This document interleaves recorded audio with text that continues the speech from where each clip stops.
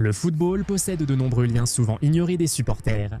Avant les trophées, avant les gros titres, avant qu'ils ne deviennent les noms floqués sur les maillots que vous possédez, certaines des plus grandes stars du football se croisaient déjà dans des endroits où personne ne regardait. Voici 7 duos qui se connaissent depuis bien plus longtemps que vous ne l'imaginez. En 7e, Alexandre Isak et Arne Slot. Vous connaissez Arne Slot pour avoir offert un titre à Liverpool dès sa première saison à Anfield, et Alexandre Isak comme l'un des attaquants les plus efficaces de Premier League.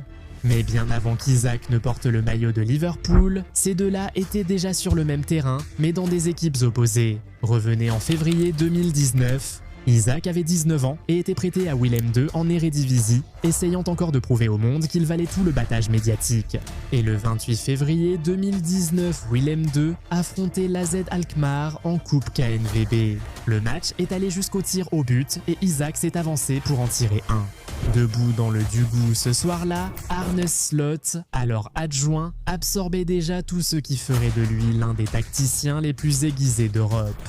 Depuis lors, Slot s'est intéressé à Isak et a même essayé de le recruter pour l'AZ. Slot allait devenir l'entraîneur principal de l'AZ dès la saison suivante. Isak allait ensuite faire ses preuves en Liga avant d'exploser à Newcastle. Des années plus tard, ils se retrouvent, Slot entraîne Liverpool et Isak porte le maillot rouge. D'un bout à l'autre d'une séance de tir au but en coupe au même terrain d'entraînement, le football écrit les plus belles histoires. Ensuite, au numéro 6, Dominique Szoboszlai et Erling Haaland. Avant que Szoboszlai ne domine la Premier League et que Haaland ne batte tous les records de buts, ils étaient simplement coéquipiers dans un club autrichien bâtissant l'un des effectifs les plus talentueux d'Europe, le Red Bull Salzbourg en 2019. Haaland est arrivé en janvier cette année-là et a aussitôt fait ce qu'il sait faire, marquer des buts à un rythme impressionnant au point de susciter des doutes sur son humanité. Mais à ses côtés se trouvait Szoboszlai, la force créative hongroise qui s'était développée à Salzbourg et qui devenait le moteur qui faisait tourner toute l'équipe. Ils partageaient vestiaire, entraînement et ont vécu ensemble des moments uniques alors que Salzbourg captivait le football européen. À la fin de 2019, Haaland est parti pour le Borussia Dortmund pour entamer le prochain chapitre de ce qui allait devenir l'une des plus grandes carrières du football. Szoboszlai a continué à progresser et a finalement atteint l'élite. Aujourd'hui, tous deux jouent en Premier League et comptent parmi les joueurs les plus passionnants du monde. Tout a commencé à Salzbourg. Aucun d'eux n'était un nom connu en dehors des plus fervents amateurs de football numéro 5 José Mourinho et Nuno Espírito Santo. Celui-ci a plus de poids que la plupart des autres. Parce qu'il ne s'agit pas simplement de deux personnes qui se trouvent dans le même club. Il s'agit d'un entraîneur et de l'homme. Il a contribué à façonner une relation fondée sur les trophées, la confiance et un lien qui les a suivis tous les deux pendant des décennies. Juillet 2002. Un jeune gardien portugais nommé Nuno Espírito Santo signe au FC Porto son nouvel entraîneur José Mourinho. La suite fut l'une des périodes les plus riches en titres du FC Porto. Nuno faisait partie de l'équipe victorieuse de la Coupe de l'UEFA en 2003. Il était présent lors de la victoire du FC Porto en Ligue des Champions de l'UEFA 2004, un des plus grands exploits du football européen. Il a observé de près Mourinho construire quelque chose de remarquable. Bien plus tard, leur rôle avait totalement changé. Nuno, devenu entraîneur principal, a transformé Wolverhampton Wanderers du Championship en une force de Premier League. Et le 22 septembre 2018, les deux hommes sont sortis à Old Trafford de chaque côté de la ligne de touche, Mourinho dirigeant Manchester United, Nuno dirigeant les Wolves. Le match s'est terminé sur un score de 1-1. Chaque conférence de presse a évoqué le thème « L'élève face au maître ». De Porto à la Premier League, ce fil conducteur mérite d'être souligné. Avant de présenter le top 4, si vous avez aimé, cliquez sur j'aime et abonnez-vous à Goal90 pour ne rien manquer des prochaines vidéos. Très bien, revenons-en au numéro 4, Vinicius Junior et Lucas Paqueta. Actuellement, ces deux hommes sont considérés comme parmi les joueurs brésiliens les plus talentueux de leur génération.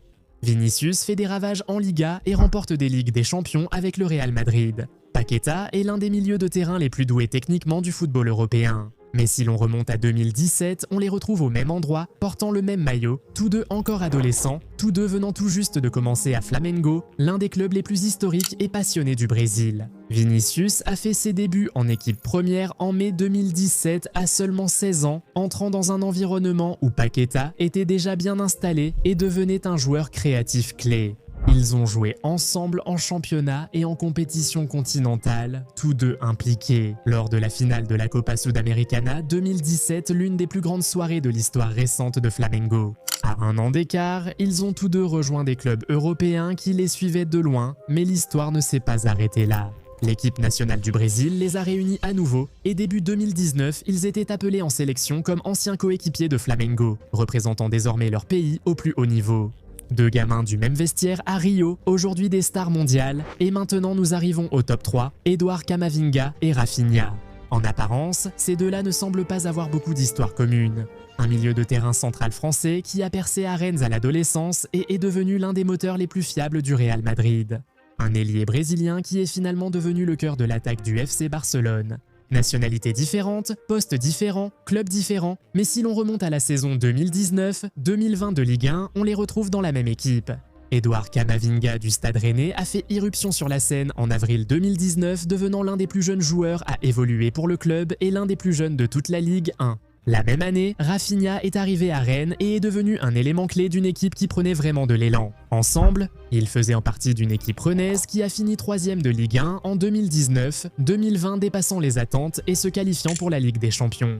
Avançons jusqu'au 16 octobre 2022 El Clasico Real Madrid contre Barcelone, qui s'est terminé sur le score de 3-1. Camavinga a joué pour Madrid, Rafinha a joué pour le Barça. Deux anciens coéquipiers rennais, aujourd'hui adversaires dans la plus grande rivalité du football de club, venus d'un stade français méconnu hors Bretagne, jusqu'à la scène où le football choisit sa royauté.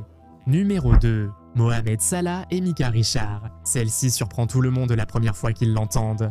Mo Salah, la légende de Liverpool, l'icône de la Premier League, sans doute le meilleur joueur de sa génération en Angleterre, et Micah Richards, l'ancien défenseur de Manchester City, aujourd'hui adoré en tant que consultant. Ces deux-là étaient en fait coéquipiers, et ce lien a perduré pendant des années. Février 2015, Chelsea a décidé de prêter Salah à la Fiorentina en Italie. Un jeune ailier égyptien qui avait eu du mal à s'imposer dans l'effectif de Chelsea partait en Serie A pour trouver ses marques. Et lorsqu'il est arrivé à Florence, l'un des joueurs déjà présents en prêt était Micah Richards, le défenseur anglais expérimenté qui tentait de relancer une carrière durement touchée par les blessures. Ils ont partagé le vestiaire pendant cette demi-saison, ont joué ensemble en Serie A et ont formé ce qui s'est avéré être une amitié improbable mais durable. Mohamed Salah est devenu l'un des meilleurs footballeurs mondiaux, tandis que Micah Richards s'est imposé comme une voix charismatique de la télévision britannique. À chaque mention de Mohamed Salah, Micah Richards raconte une nouvelle anecdote sur sa brillante demi-saison à Florence, une période de prêt encore évoquée par les fans de football. Et enfin, notre numéro 1, Mauricio Pochettino et Marcelo Bielsa. Si vous voulez comprendre pourquoi Mauricio Pochettino entraîne de la manière dont il le fait, le pressing, l'intensité, la croyance dans la structure et l'exigence physique. Il faut retourner en Argentine et il faut revenir à un homme, les Newell's Old Boys. Bielsa a pris en charge la première équipe au début des années 1990 et les a transformés en l'une des équipes les plus excitantes d'Argentine. Un jeune défenseur dans cet effectif était Mauricio Pochettino. Il n'a pas seulement joué pour Bielsa, il a aussi été formé par lui, s'entraînant dès jeune âge sous un système intense et précis où les footballeurs absorbent tout. Les idées de Bielsa ont influencé Pochettino avant même qu'il ne sache qu'il serait entraîneur. Bielsa a également entraîné l'équipe nationale d'Argentine à une période où Pochettino faisait partie de la sélection, ce qui a encore renforcé leur lien. Des décennies plus tard, Pochettino a publiquement qualifié Bielsa de héros à plusieurs reprises.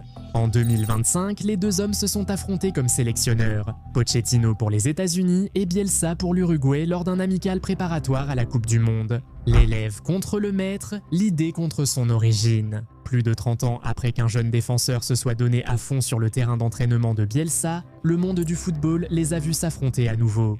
Le football, c'est bien plus que 90 minutes. C'est un réseau de liens invisibles pour la plupart des supporters. Si une info vous a surpris, dites-le en commentaire, aimez la vidéo, abonnez-vous et regardez la suivante, elle vous attend déjà.